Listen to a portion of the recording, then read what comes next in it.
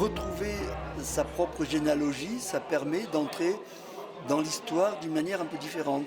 C'est une histoire personnelle, mais cette histoire personnelle doit se modeler avec les autres histoires personnelles pour donner moi, ce que j'appelle un continuum historique de cette histoire en Algérie.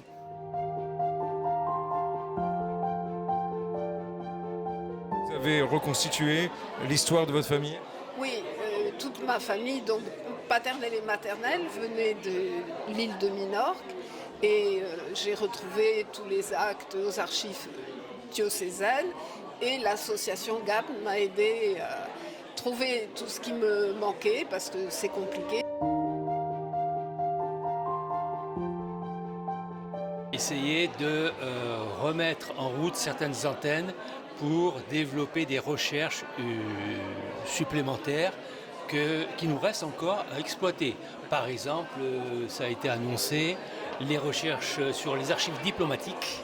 Et là, il y a des contacts qui sont pris avec la Courneuve, etc., pour tenter justement d'obtenir des renseignements que nous n'avons pas encore ici dans l'association.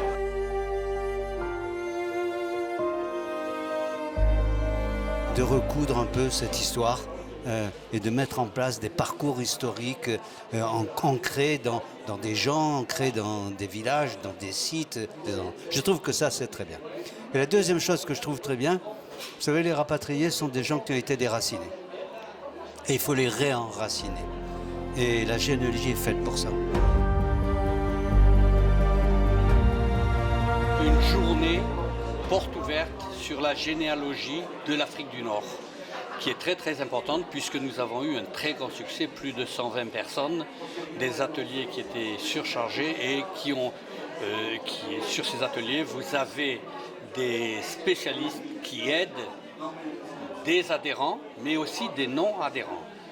Ça s'est terminé à 14h et nous avons enchaîné cet après-midi par 3 présentations qui pour nous étaient importantes pour marquer cet anniversaire-là.